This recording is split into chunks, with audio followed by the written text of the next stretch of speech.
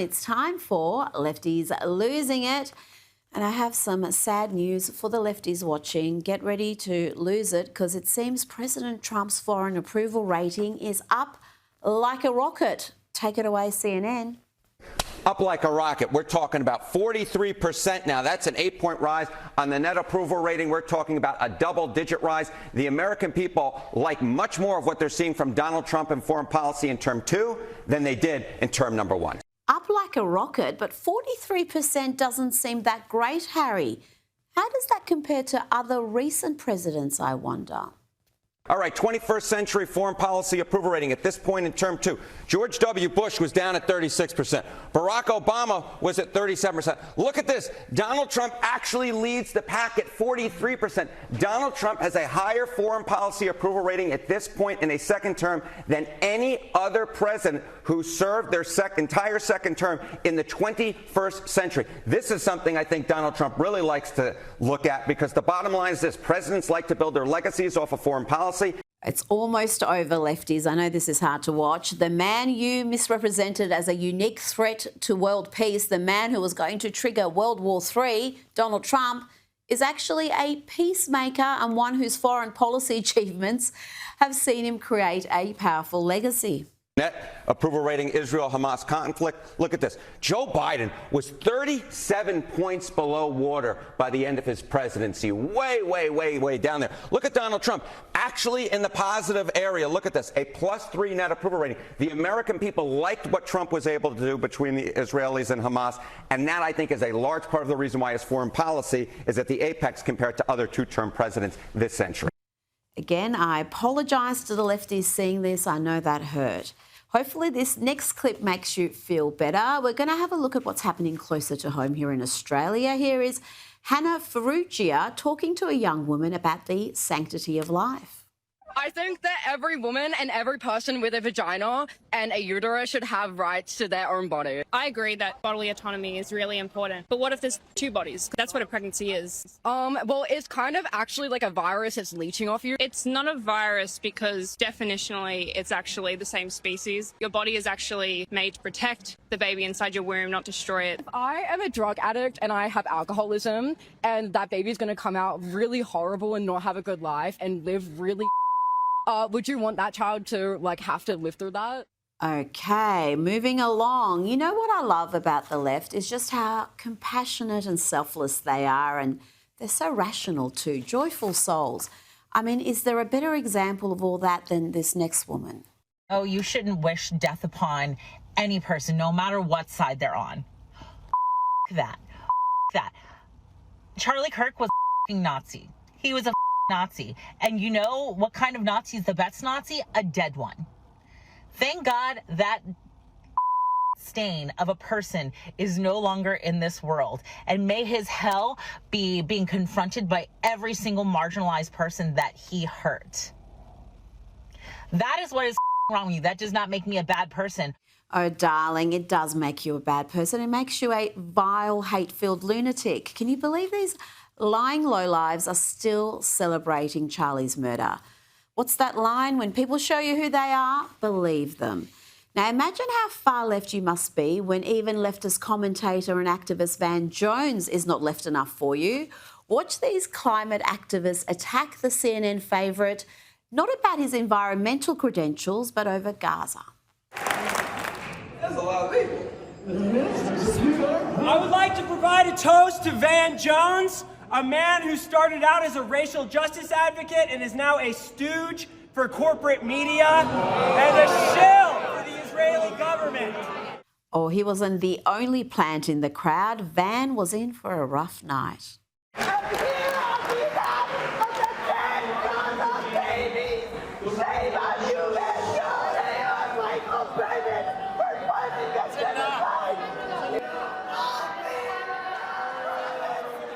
I moved to Colorado when I was 10 months old.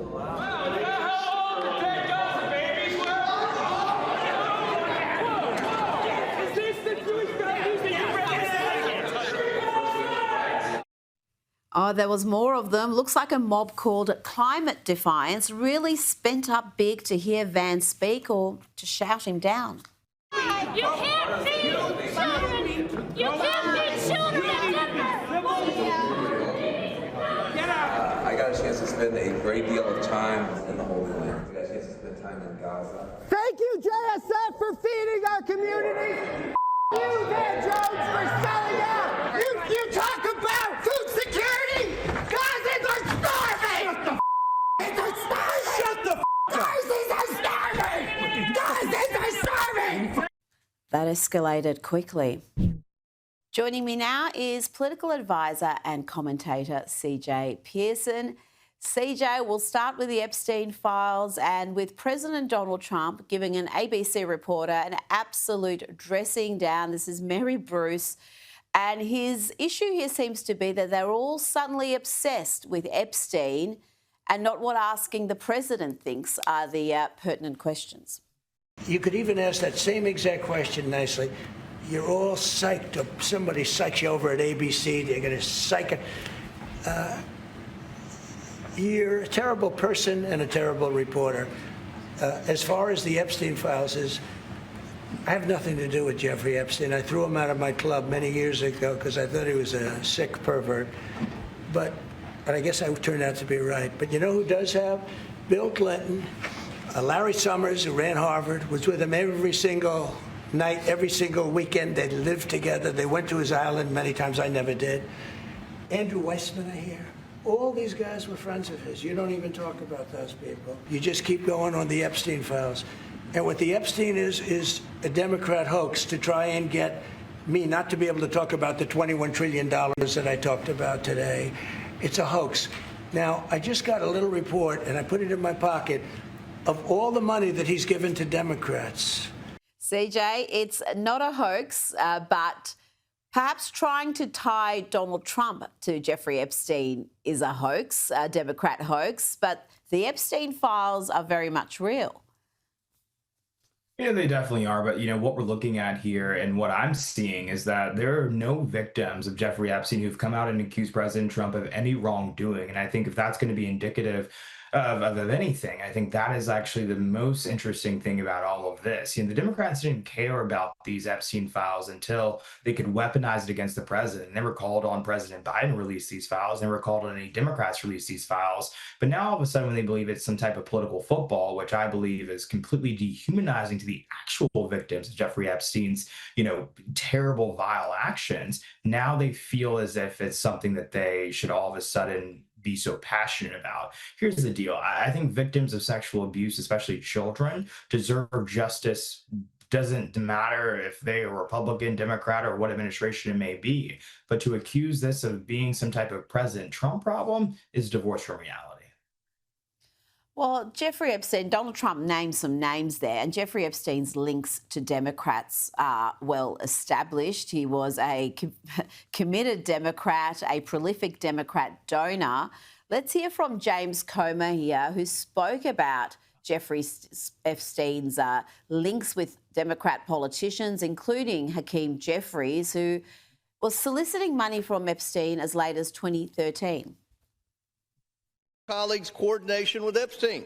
Another email shows Democrat fundraisers invited Epstein to an event or to meet privately with Hakeem Jeffries as part of their 2013 effort to win a majority. So Hakeem Jeffries' campaign solicited money from Jeffrey Epstein.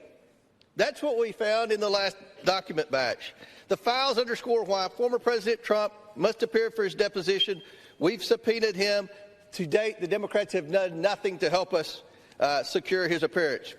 I support full transparency. The Oversight Committee will continue to work to get the truth to the American people and to get justice for the victims. That's our goal of this investigation. CJ, Democrats were even working with Epstein in 2019 during a congressional hearing. One of them was exchanging text messages with Epstein to try to get Donald Trump. These links are many, and yet again, the media seems largely uninterested in investigating them. largely uninterested because they see that there aren't any ties to actual Republicans in many of these files that have been uncovered. But yet, as these files continue to be released, we see more and more, ties between them and the Democrats, whether it's, Larry Summers, the former president of Harvard University, who served in many Democratic administrations, and also, too, the congresswoman that you mentioned, who was actually texting to Jeffrey Epstein during a congressional hearing. And so, for all these people that, love to talk about so-called Russian collusion, let's talk about pedophile collusion, because that's exactly what they were engaging in when they were working hand in hand with Jeffrey Epstein to undermine President Trump. If you read the emails that have been released, it's quite clear that Jeffrey Epstein was not a fan of the president. And as President Trump has made clear, he was not a fan of Jeffrey Epstein. And so I think that the transparency that they're calling for, I hope that it doesn't know any political, qualifications, because it seems as if there's a lot more discussion matter, subject matter here to be had on the Democrat side than on the Republican side here. CJ, you are right about the animosity between Epstein and Trump. Epstein certainly hated Donald Trump. That much is clear. And I don't think it was just because Epstein was a Democrat and a Democrat donor. Donald Trump banned him from Mar-a-Lago before he was even facing any charges. And Michael Wolff revealed that Epstein suspected Donald Trump was behind him being reported to authorities. And that, of course, began his legal troubles. And if you read those emails, it is very clear that Jeffrey Epstein hated Donald Trump and wanted to see him fail. Yeah, it's incredibly clear now that we've seen all of this. And so I think at the end of the day, President Trump has called for accountability in every which way for this issue. Republicans have joined him in doing so. There is no room, for any of this in our country. And I think that even with Jeffrey Epstein's, passing, the victims of his terrible, heinous crimes deserve justice. And President Trump has joined folks in calling for that. He's directed the DOJ to investigate his links to many prominent people in our country who for a long time probably felt as if they would escape accountability because of their name, because of their wealth, because of their prominence. He says that there is no, again, excuse for that sort of thing in this country. And God bless him for it. He should continue to fight for that. And he has shown a willingness and a resolve to continue to do so. Now, talking about large amounts of data being released, we are learning plenty more about Thomas Crooks, the man who tried to assassinate Donald Trump in Butler, Pennsylvania. Firstly, it was due to Tucker Carlson's investigation. And for the first time after that, we really got an idea of Crooks's online footprint, his radicalisation, his far-left allegiances, what he thought and believed, and even his they-them pronouns and perhaps involvement in furry culture. And then the FBI, CJ, did a big release of information as well. What more do we know about this? Is there an investigation that's ongoing to see if he had any sort of help or if there was anyone else complicit in this assassination attempt? Because it just seems very odd that this information only came to light after Tucker Carlson had his big expose. There appears to be an ongoing investigation, but what we do need more of is an ongoing, flow of answers about this individual and his background and what led him to do this. Because I think there are a lot more questions and answers than there are answers right now. And so I think the American people obviously, very clearly want answers about this. This man tried to assassinate the president of the United States. And I think that he needs to, we want to know why. Did he work with anyone? Did he work with any foreign actors? All of these questions are valid and very, very real. And so, hopefully we'll get those answers. Hopefully Cash Patel is on that. But I think that the American people's curiosity about this or their suspicion surrounding this is not going to change unless there is more transparency around this investigation, what is soon to come to light. Now, President Trump hosted perhaps the world's biggest sporting star, Cristiano Ronaldo, at the White House, and he spoke about just how thrilled his son Barron, was by the visit from the soccer star. My son is a big fan of Ronaldo, wherever Ronaldo is here. We're Ronaldo. And Barron got to meet him, and I think he respects his father a little bit more now, just the fact that I introduced you. So I just want to thank you both for being here. Thank you very much. CJ, tell me about this visit. Ronaldo has spoken in the past about wanting to meet Donald Trump, and he's got issues that he wants to advocate with the president? It was incredible. It was two goats walking through the White House at one time. Some people are equating it to a petting zoo at this point, right? It's incredible to see. Two of the greatest that have done what they've done. One of the greatest presidents of my lifetime, the greatest sports, soccer star in my lifetime as well. So it was incredible to see. No surprise that Barron was excited to see them both. Probably definitely gave him some cool dad points with Barron for sure, and I don't blame him for it. Now, I've got to play you this clip. This has caused some outrage over the last 24 hours or so. And again, it's another clash between President Trump and a member of the media. And just listen to what he says here. Yeah, is there something incriminating in the file, sir? Quite piggy. I mean, it's particularly funny because Trump is sensibly proportioned himself. What has been the reaction to those two words? Well, this is the Maha administration. I think he was just giving her some advice. Oh, jeez. CJ, that is harsh. Now, let's talk about New York. We're waiting with bated breath for Zoran Mamdani to take over as mayor, and he is assembling quite the team, CJ. This is the woman Mamdani has just endorsed for a New York State Assembly seat in Queens. Her name is Abba Kawas, and here she explains that 9/11 was due to capitalism and racism, white supremacy, and, of course, Islamophobia. The system of capitalism and racism and white supremacy, etc., have all, and Islamophobia have all been used, to colonize lands, right, to take resources from other people. And so this is like a long trajectory, and we're just seeing the manifestations of that continuation, right, with 9/11. And so a lot of times when people are asking us to respond about, attack, right, if you look back, like, historically, right, a lot of us come from lands that were colonized, lands where wars are being waged. CJ, she went on to decry America not paying reparations for genocide and colonialism. It just seems unbelievable to me that these sorts of characters are running for office and being elected to office in New York City. You're right. It's completely unbelievable. But what's also unbelievable is how many times she said "like" in that entire clip. Take a shot every time she says "like." You'll die from alcohol poisoning. It actually would not, be well for you.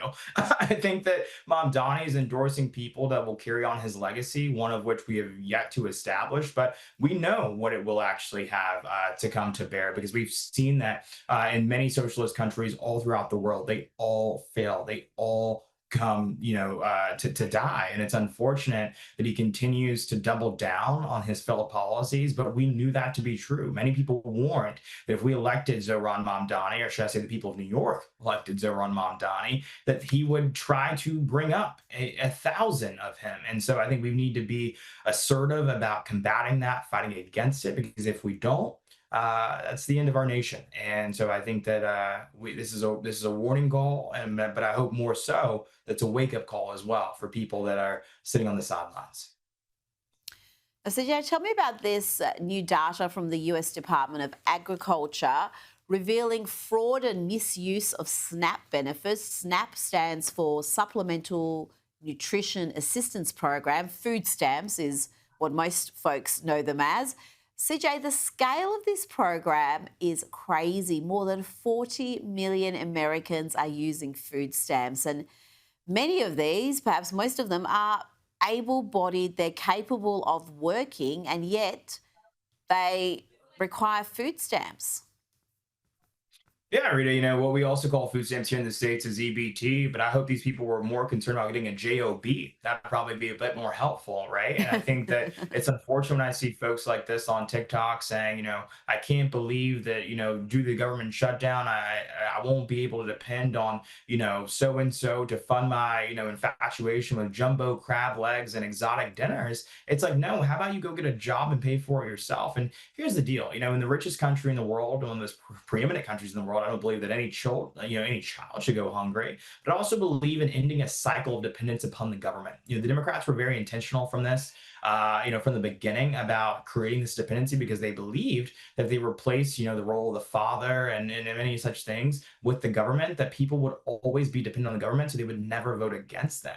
And so I think that this is, of course, the type of reality that they, brought to fruition. But we've got to fight back against this. The idea that there is so much scamming and fraud and abuse occurring in the system is disgusting. These are hardworking taxpayer dollars that are being used and abused, and it needs to come to an end. CJ Pearson, thanks so much for your time tonight.